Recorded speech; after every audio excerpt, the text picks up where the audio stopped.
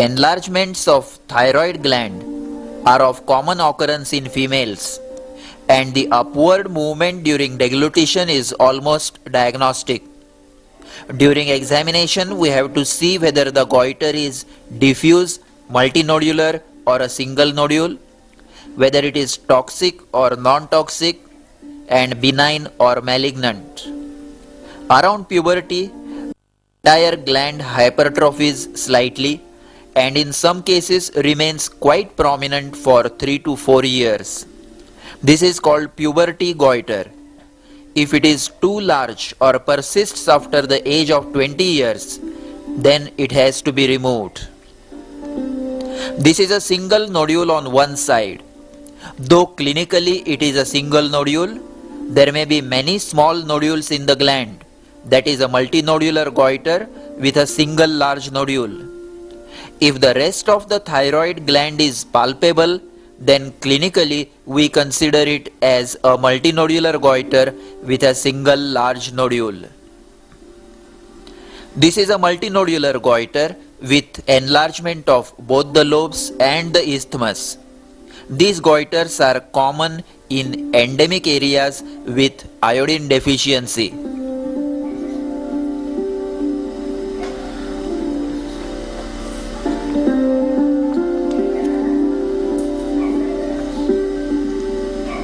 Multinodular goiters can sometimes grow very big.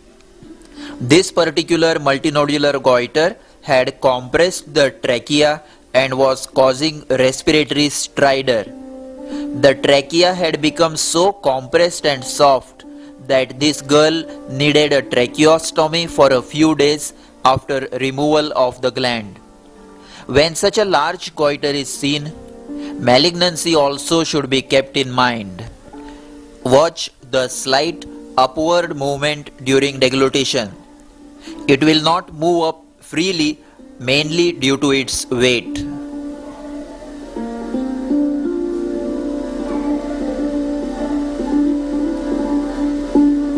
If the goiter is hard or rapidly growing, especially if the patient is old, then malignancy has to be suspected. The signs of malignancy are rapid growth, hard consistency, fixity to the surrounding tissues, and inability to feel carotid pulsations.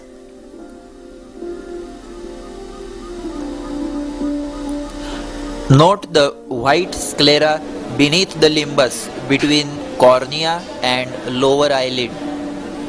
If the eyes are prominent, if the patient has tremors, and if the pulse is faster than 100 per minute, suspect thyrotoxicus and refer the patient for serum T3, T4 investigations.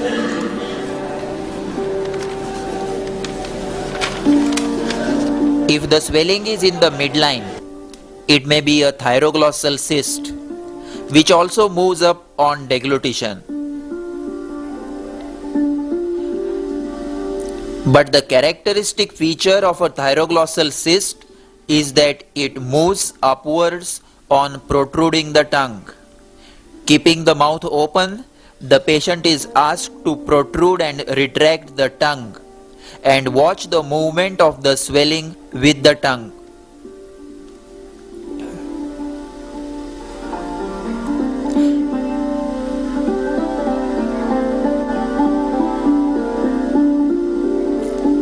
Here is another case of thyroglossal cyst. See its midline location, much higher than the thyroid isthmus, its slight movement on deglutition, and the upward movement on protrusion of the tongue. The movement is better appreciated by holding the swelling as the patient protrudes the tongue.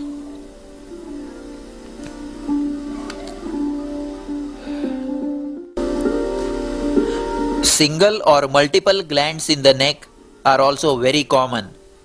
In a child or young adult, they are usually tuberculous. In an elderly person, think of malignancy. Then there are less common causes like lymphomas, Hodgkin's, which will be diagnosed on biopsy.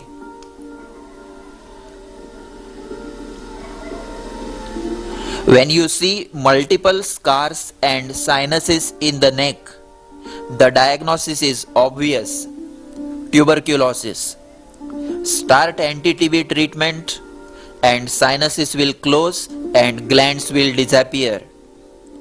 If the glands or sinuses persist after anti-tuberculosis treatment, then they have to be excised. Here is another case of tuberculous cervical lymphadenopathy, and you can see a cold abscess behind the mastoid process which needs to be incised and scraped. And there are multiple scars of old ruptured cold abscesses.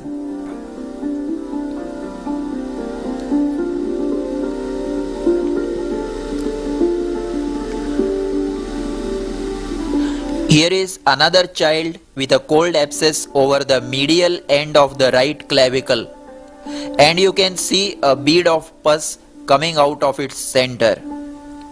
Cold abscess in the neck may not necessarily be from underlying lymph nodes. Sometimes it may be tracking from a tuberculous lesion of the cervical spine.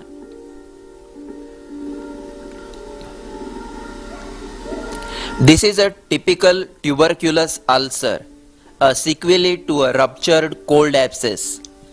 See the undermined edge which I am raising with the help of a pinhead. Undermined edge usually means a tuberculous ulcer.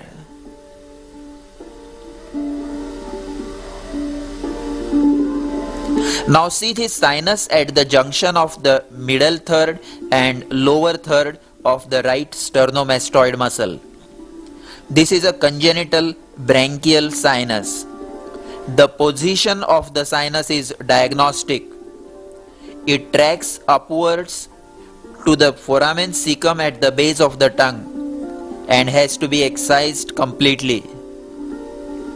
If there is a sinus anywhere on the mandible, then the most likely cause is a carious tooth with root abscess. A simple tooth extraction will cure such a sinus.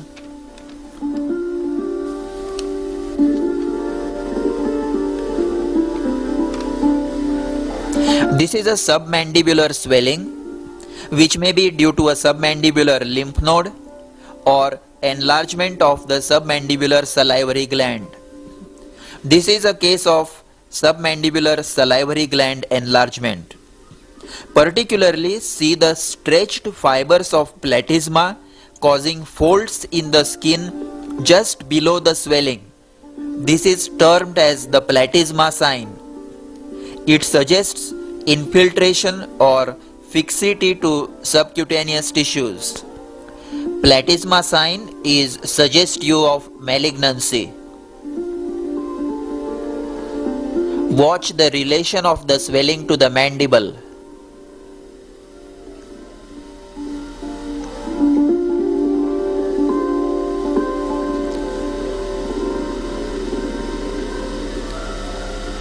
Here is another case of malignant neck swelling with infiltration of the skin and positive platysma sign.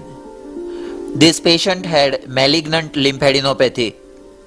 Watch how the skin is infiltrated. This is a case which we have already seen, but now note the submandibular lymph node which is secondary to the growth in the cheek. That stresses an important clinical rule that whenever there is a lymph node in the anterior triangle of the neck, you must carefully examine the oral cavity, the tongue, cheeks, pharynx and larynx to look for an infection or growth.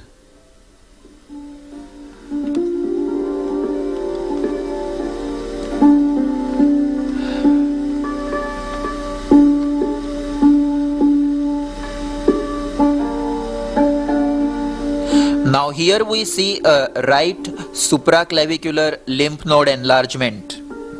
When supraclavicular lymph node is enlarged, X-ray of the chest must be taken to look for a primary growth in the lung. Supraclavicular lymph node also drains the larynx, trachea, esophagus, chest wall and arm. This is left supraclavicular lymph node or the Furchow's lymph node, which receives lymph from the abdomen also via the thoracic duct. One must specially investigate this patient for carcinoma of stomach and liver when left supraclavicular lymph node is enlarged.